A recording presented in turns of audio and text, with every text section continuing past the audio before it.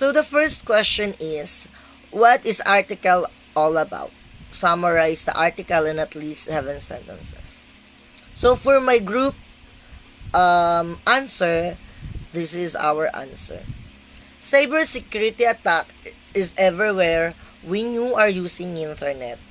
In this article, two of the major type of cybersecurity attacks is being tackled: the active attack and the passive attack. Both dangerous if you encounter. Let's see how you determine what is active attack and what is passive attack. The active and passive attack. They are much the same by attacking or getting someone's privacy but in a different aspect. In today's era of the internet, we are not safe anymore than before. Hackers are going stronger and even more smarter than you can even imagine. They didn't just want to destroy your PC, but getting your credentials and private information and to steal your money. They can crack your password within seconds without knowing it. Like, for example, hijacking. An attack on the authentication protocols where the attackers transmit data to the claimant, credential service provider, verifier, or relying party. Passive attack are the hackers that find an open port so that they can collect information through your network so they won't get caught because they're not that visible to see. Active attack are used when the passive attack is already happened. So, we all need to be aware that any could be happened right now. We need to be defend and think wisely before to click. Letter B. Compare and contrast active and passive attacks. In active attacks, attention is given to detection, while in passive attacks, attention is given to prevention. In active attacks, information is gathered through passive attacks, while in passive attacks, is achieved by collecting information such as private chats and passwords. In active attacks, it is threat to integrity and availability, while passive attacks is threat to confidentiality. When it comes to passive attack, an intruder will find vulnerabilities in the application or the system itself. Once the intruder invades the system, it might collect information they can use for their benefit. Also, the passive attack is difficult to detect, meaning to say, the user is unaware of the attack. The similarities between passive and active attacks, they are both transmission is through internet, and they are both attacking and spying the information of the sender, which can interfere the conversation. Always remember, we need to be safe in all our doing activity like downloading in computer.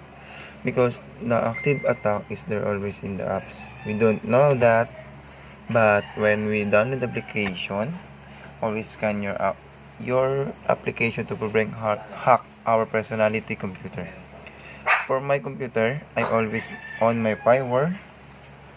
It is big help us when the firewall is open. The second one is the antivirus. We need to install the antivirus to maximize the limit of hackers, no?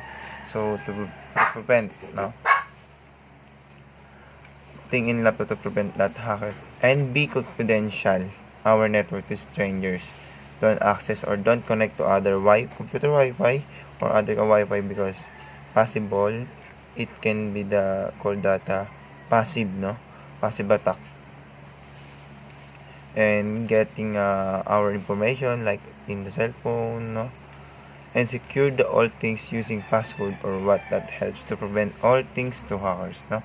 Always remember, don't be secure, don't be good to other security system. And that's all. Using strong network encryption method is the best way to avoid passive attacks. This means that the original message should be well encrypted and also decoded into an understandable language at the sender's end.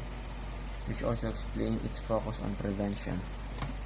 The use of powerful firewall along with a strong intrusion prevention system can be prevent and protect you to active attack.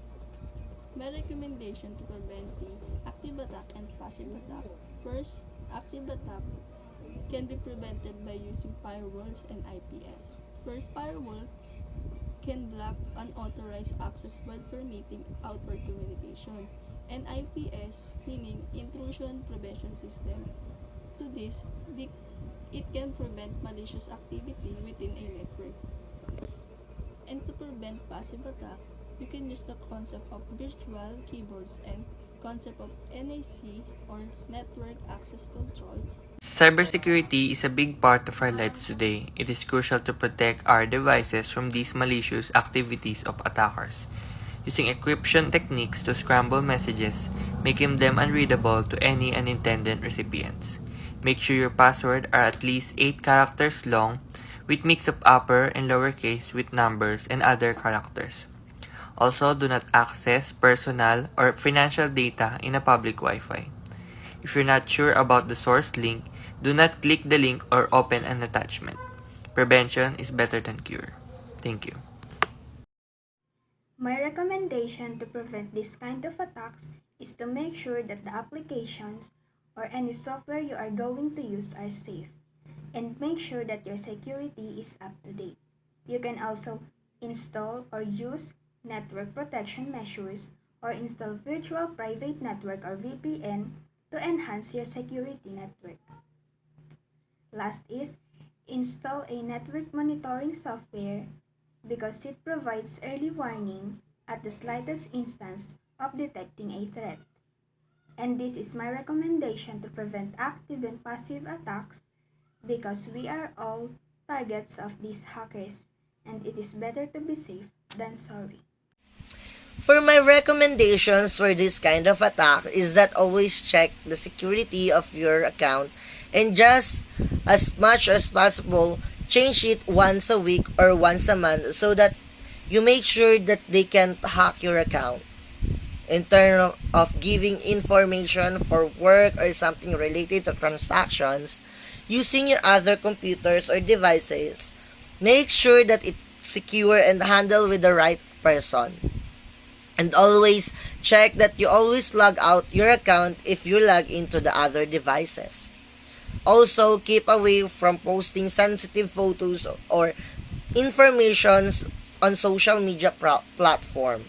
Make sure that you are logged into right website and other transactions that needed your email, numbers, and other private informations that may cause of cyberbullying and blackmail. Thank you.